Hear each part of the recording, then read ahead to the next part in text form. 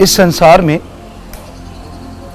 जो कुछ भी हमें नजर आता है उसके पीछे मां का बहुत बड़ा हाथ है।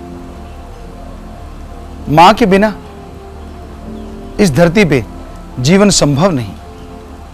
हालांकि माता पिता दोनों का रोल है, लेकिन मां का बहुत बड़ा रोल है, खास करके मनुष्य जाति में। मां बच्चे को 9 महीने गर्भ में धारण करके रखती है। आपको लगता है ये आसान बात है? तो आप एक दिन आजमा के देखिए। 4 किलो का बाट अपने पेट पे बांध लीजिए और उसी में सारा दिन काम कीजिए। सारा दिन काम करते हुए रात को सो के देखिए। आपको एहसास होगा आपकी जननी ने कितनी तकलीफें उठाई हैं, कितना समय लगाया है, कितना दर्द सहा है। तो मां महान है। मां से बढ़ के दुनिया में कोई नहीं। क्योंकि जितने भी संत, पीर, पैगंबर, ऋषि, मुनि, अवतार, यहां तक जो भगवान कहलाए, वो भी मां के गर्भ से होके आए, आसमान से नहीं टपके। तो जननी का दर्जा बहुत ऊंचा है। पर आप यह भी जाने, जननी पहले एक बच्चा होती है और वो बच्ची को आज के दौर में लोग खत्म कर रहे हैं गर्भ में। भ्रूण हत्या, किसी जीव की हत्या करना पाप है, पर बेटी की हत्या करना यह महापापों का भी महापाप बाप है। लेकिन ये शरेआम लोग करते हैं, जो कि बहुत ही गलत बात है। आप अपने आप को मर्द कहलाते हैं और अपने गर्भ में अपनी बेटी की हत्या कर देते हैं। लानत ऐसी मर्दानगी पे। हे मां, तेरा दर्जा तो भगवान से बढ़ के है। भगवान को बाद में, पहले मां को बच्चा प्यार करता है। तो हमारे धर्मों में मां का दर्जा भगवान से बढ़ के है। पर वो मां जो गर्भ में अपनी बच्ची की हत्या करवा देती है, हमारे धर्मों में मां या भगवान नहीं, उसे बेरहम डायन कहा जाता है। लानत ऐसी माता पे। डॉक्टर जब डॉक्टरी सीखता है तो वो जिंदगी बचाने के लिए सीखता है, जिंदगी लेने के लिए नहीं।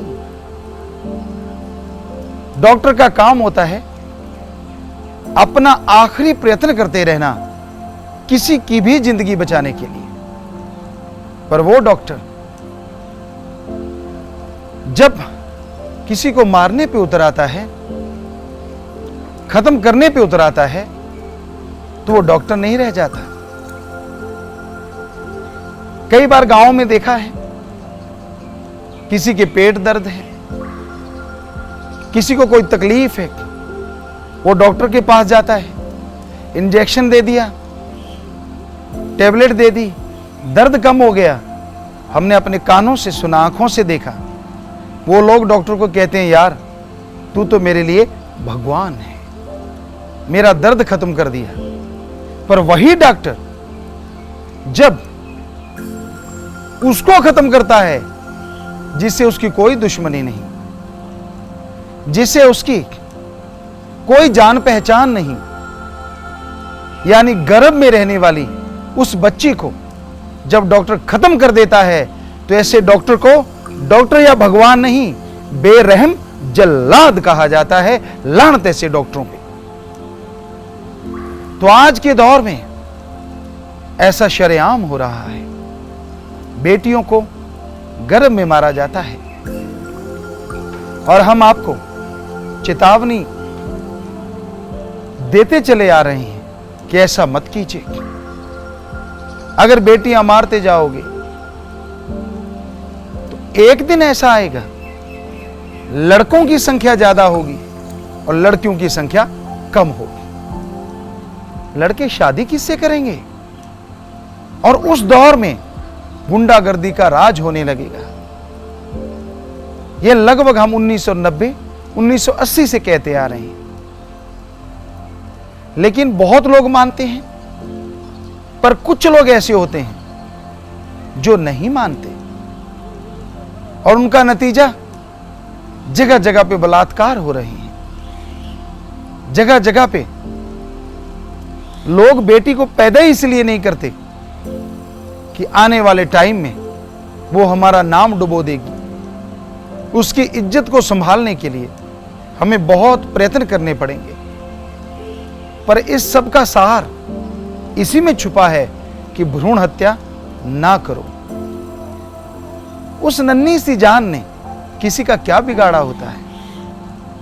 जो मां के गर्भ में आती है, भगवान की भेजी आती है, मां बाप की सलाह से आती है, उसका क्या दोष? उसकी किसी से क्या दुश्मनी होती है? अरे आप एक पल भी नहीं सोचते कि वो आने वाले समय में समाज का रुख बदल सकती है, आने वाले समय में समाज का बेइंतहा भला कर सकती है। हम लोगों को रोकते हैं, भ्रूण हत्या मत करो, ये महापाप है।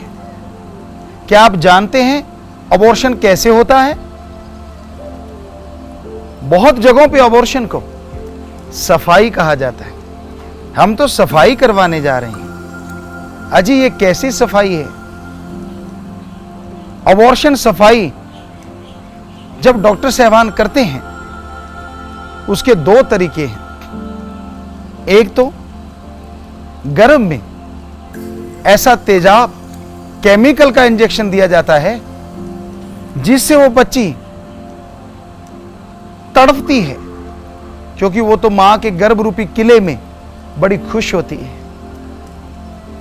बड़े किलोले कर रही होती है, मालिक से जुड़ी हुई खुश हो रही होती है। अचानक राक्षस रूपी वो इंजेक्शन जब उसके ऊपर तेजाब की केमिकल की बौछार करता है तो उसे भयानक पीड़ा होती है। वो तड़पती है और तड़प तड़प के मर जाती है। उसकी बॉडी सिकुड़ जाती है, जल भुन जाती है, क्योंकि बॉडी छोटी हो गई तो वो अबॉर्शन आसानी से हो जाता है। और दूसरा तरीका और भी दर्दनाक है। मां के गर्भ में जब बच्चे का अबॉर्शन होता है तो वह नन्ही सी जान ईश्वर से जुड़ी, अल्लाह वाहिगुरु राम से जुड़ी, बाहर आने का इंतजार करती है। अचानक गर्भाशय में एक जमूर टाइप, सडांसी टाइप एक औजार आता है और वो बच्ची को पकड़ता है। बच्ची कोशिश करती है कि मैं बच जाऊं, लेकिन आखिर दानवी हाथों से कैसे बचेगी? कंप्यूटर पे सब दिख रहा है, वो कहां है? और वो बच्ची आखिर उसकी गिरफ्त में आ जाती है, और फिर वो बेरहम जल्लाद डॉक्टर उस बच्ची की खोपड़ी को क्रैश कर देता है, उसके टुकड़े टुकड़े कर देता है, और फिर उन टुकड़ों को निकाला जाता है, डस्टबिन के डिब्बे में डाला जाता है। और यही बात समाप्त नहीं होती। वो जली भुनी लड़कियां, वो टुकड़े टुकड़े हुई आपकी बेटियां, आपका जमीर नहीं हिलता जब उनको झाड़ियों में फेंक दिया जाता है और कुत्ते आपकी बेटियों का मांस नोच नोच के खाते हैं। कहां चली जाती है आपकी गैरत? कहां चली गई आपकी इंसानियत? क्या आपके दर्द नहीं होता? जरा सोचिए, अगर आपकी मां के भी ऐसे टुकड़े हो जाते तो क्या आज आप इस दुनिया में होते? कभी नहीं। अगर मां के टुकड़े ही करवा दिए जाते तो ना कोई भगवान ने अवतार लेना था, ना संसार में इंसान का नामो निशान होना था, और ना ही कोई पीर पैगंबर अवतार दुनिया को शिक्षा देने इस दुनिया में आता। तो मां का दर्जा महान है, पर उसे पहचानो। वो नन्ही सी जान जब मां के गर्भ में होती है उसकी संभाल करो, उसके टुकड़े ना करो। जीव हत्या महापाप है और बेटी की हत्या कितना बड़ा महापाप होगा। हमने सत्संगें की, जगहों जगहों पे गए। मध्य प्रदेश के झाबुआ साइड में एक जगह हम गए और वहां एक अलग ही रीत को देखा। बेटी को गड्ढा खोद के जिंदा जी उसको दफना दिया जाता। कई जगहों पे उसको इतनी मात्रा में अफीम दे दी जाती और कई जगहों पे पैदा होने के बाद नहाने के बहाने पानी में डुबो के मार दिया जाता। और उस एरिया में कभी कोई बारात लेके नहीं आया था। ये 90 या 93 के बीच की बात या 4 के बीच की बात। हमने सत्संग वहां किया, लोगों को समझाया। तो वहां 2009 में सबसे पहले बारात आई, यानी लड़की वहां जिंदा रही, जो एक अजूबा था, क्योंकि वहां पता नहीं कब से लड़कियों को मार रहे थे। तो वो बड़ा प्रचार हुआ कि वहां एक शादी हुई है, वहां बारात आई है। तो इसी तरह बहुत सी घटनाएं हुई हैं। एक जगह पंजाब की बात है, हम सत्संग कर रहे थे शायद फरीदकोट। तो वहां पे बहुत दुनिया आई सत्संग सुनने, बहुत लैंडलॉर्ड लोग आए। एक आदमी आया अपनी पत्नी के साथ, सत्संग सुना। हमने यही टॉपिक वहां पे चलाया कि बेटियों को गर्भ में मत मारो। उसने सुना, वो रोने लगा, वो अपने घर चला गया। कुछ महीनों बाद कोई मिठाई का डिब्बा लेके हमारे पास आया। हमने कहा ये किस चीज का है? कहने लगे गुरुजी आपने फरीदकोट साइड में सत्संग किया था। हमने कहा जी। कहने लगे आपने भ्रूण हत्या के ऊपर वहां सत्संग किया था। तो वहां एक बहुत धनाढ़ आदमी आया था और वो उस दिन अपनी बेटी का अबॉर्शन करवाने आया था। लेकिन जैसे सत्संग सुना वो रोने लगा और उसने बेटी का अबॉर्शन नहीं करवाया, बल्कि जब बेटी पैदा हुई तो सारे गांव में लड्डू बंटवाए और उसी में से एक डिब्बा आपको भेजा है। इतनी खुशी हुई कहने सुनने से परे कि हमारा प्रयास सफल रहा। लोग राक्षस प्रवृत्ति बदल रहे हैं। यह राक्षस प्रवृत्ति नहीं तो और क्या है? हमने ये तो सुना था सर्पनी अपने बच्चे आप खा जाती है, और यह भी सुना था बंदरिया के पास बच्चा होता है, बाढ़ आ जाए तो बच्चे को सिर पे बिठा लेती है, और जब एक ऐसा समय आए उसे लगे कि मैं डूबने जा रही हूं, तो कहते हैं उस बच्चे को अपने पांव के नीचे दबा के मार देती और खुद बच जाती है। पशुओं में तो यह प्रवृत्ति सुनी थी, आदमियों में यह प्रवृत्ति, अच्छे अच्छे पढ़े लिखे धनवान लोगों में यह प्रवृत्ति बड़ी ही हैरानीजनक है। क्योंकि आप तो फिर पशुओं से बदतर हो गए ना। कहां गई आपकी पढ़ाई? कहां गया आपका ज्ञान? कहां गया आपका धर्म? क्योंकि धर्मों में तो स्त्री की पूजा है। हमारे हिंदू धर्म में बेटी को फकीर माता का दर्जा देते हैं, छोटी सी बच्ची को माता प्रणाम। क्यों? बच्ची मां के गर्भ से आती है, थोड़ी सी बड़ी होती है, अपने मां बाप की माता बन जाती है, उनका सार संभाल करने लगती है। पापा ऐसा नहीं करना, पिताजी ऐसे नहीं करना, माता ऐसे नहीं करना, वैसे नहीं करना, ये सही है, आपके लिए वो अच्छा है, ऐसा खाना खाना, वैसा ना खाना। हालांकि वो बेटी है, लेकिन वो मां का रूप धारण कर लेती है। विवाह शादी होती है, पत्नी के रूप में वो अपने पति के साथ जाती है। पर यकीन मानिए, हमारा बहुत अनुभव ये कहता है वो पति के लिए भी कहीं ना कहीं मां का रोल भी अदा करती रहती है। कैसे? आपके ये कपड़े ठीक नहीं हैं, आप खाना समय से नहीं लेते, फॉलो करती रहती है। आप दूर हैं तो फोन करेगी, उसको फिक्र रहता है, उसकी आदत में शुमार है मां का दर्जा। और फिर बच्चा हो जाता है, उसके लिए तो फिर वो भगवान रूपी मां बन जाती है।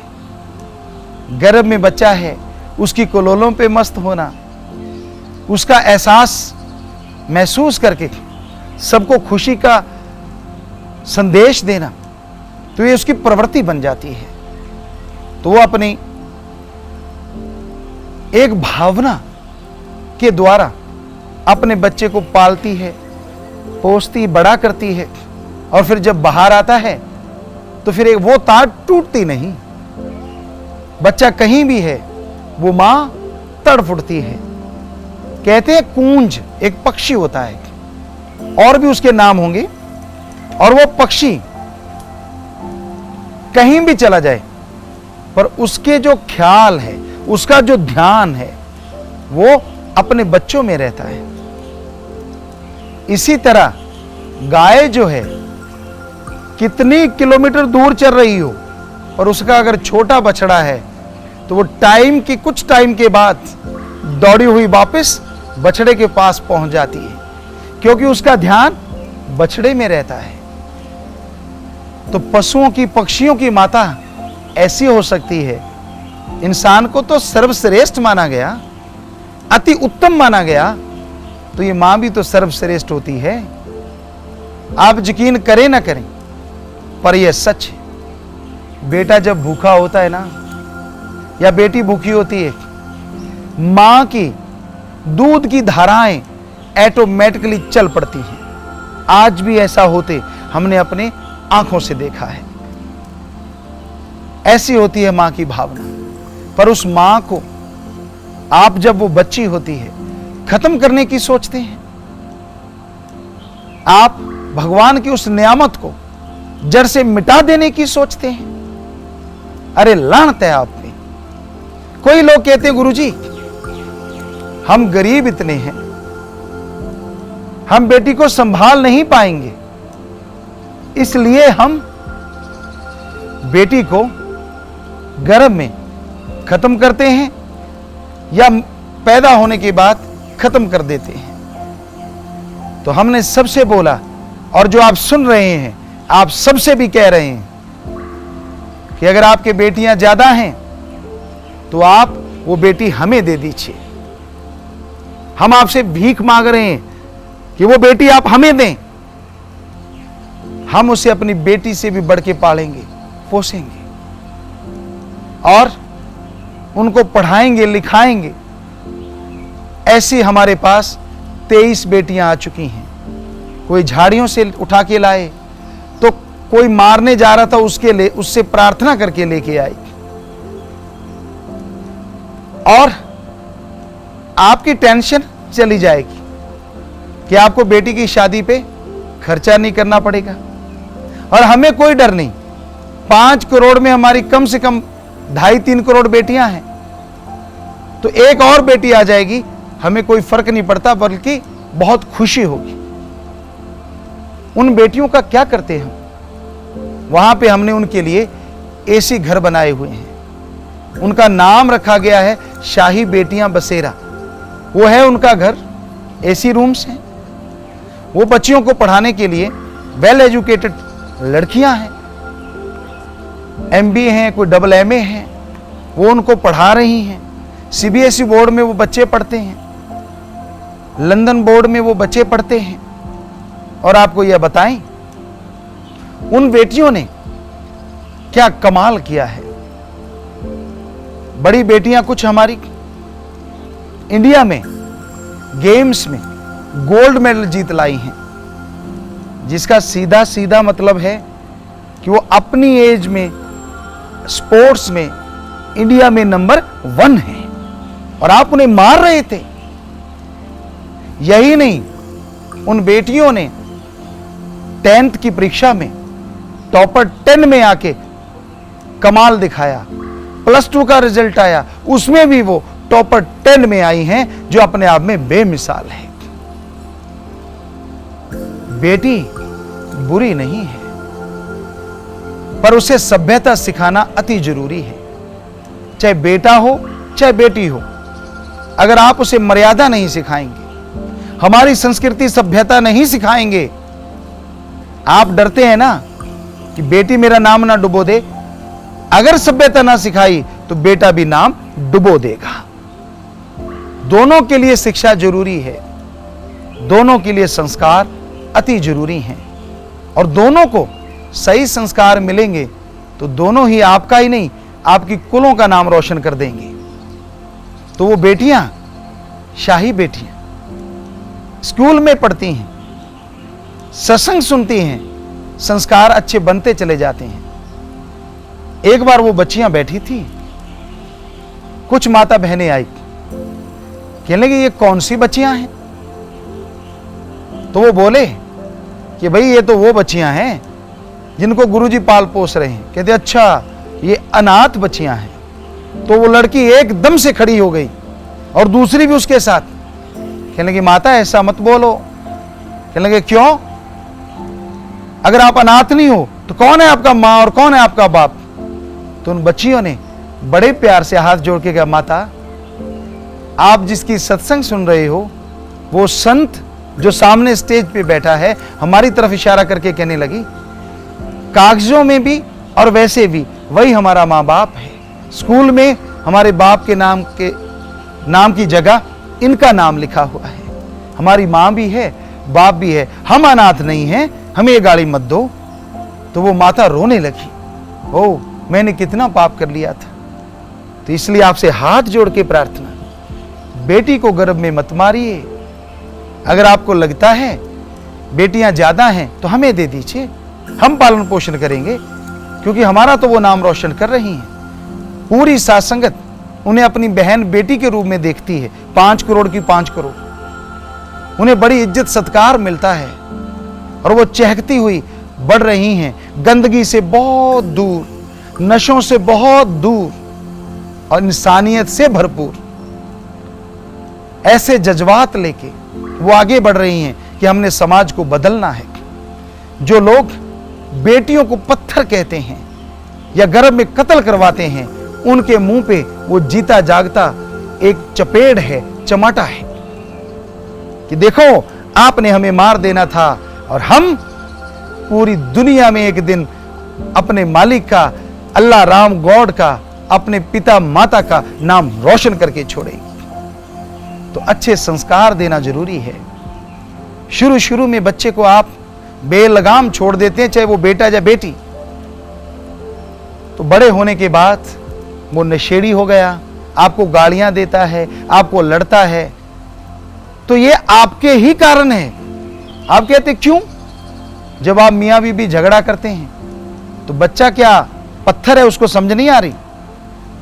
आप ही उसके उस्ताद हैं उसको सिखाने के लिए गाली कौन कौन सी देनी है। आप ही उस्ताद हैं झगड़ा कैसे करना है, और आप ही उस्ताद हैं झूठ कैसे बोलना है।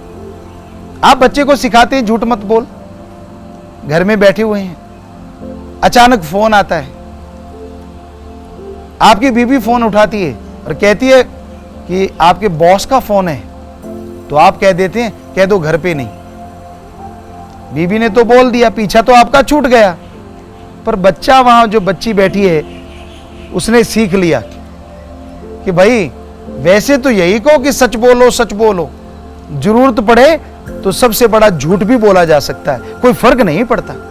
यानी आपने ट्रेंड किया है मियां बीबी के झगड़े से, वो भी झगड़े की प्रवृत्ति उनके अंदर आ गई, ये भी आपने ट्रेंड किया है। तो अच्छे संस्कार भर दीजिए।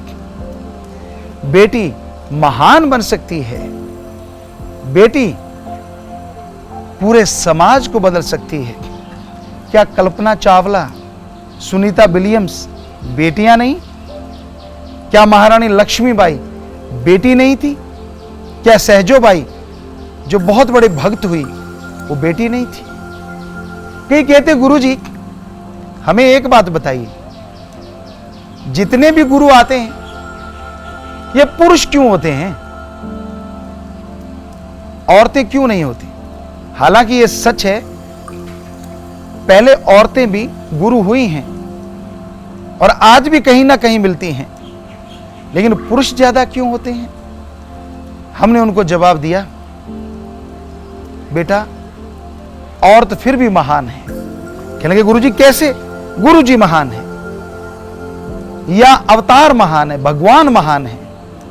हमने कहा उस भगवान को, उस गुरु को, उस संत को जन्म देने वाली एक औरत मां है और उसका दर्जा भगवान से बढ़ के है। तो बस आखिर में आप लोगों से यही गुजारिश, कभी भी भ्रूण हत्या, बेटी को गर्भ में मत मारना, वरना सारी जिंदगी पाप की जिंदगी जियोगे, बोझ तले जियोगे, गुनाह तले जियोगे और जिंदगी में कभी कोई खुशियां नहीं आएंगी।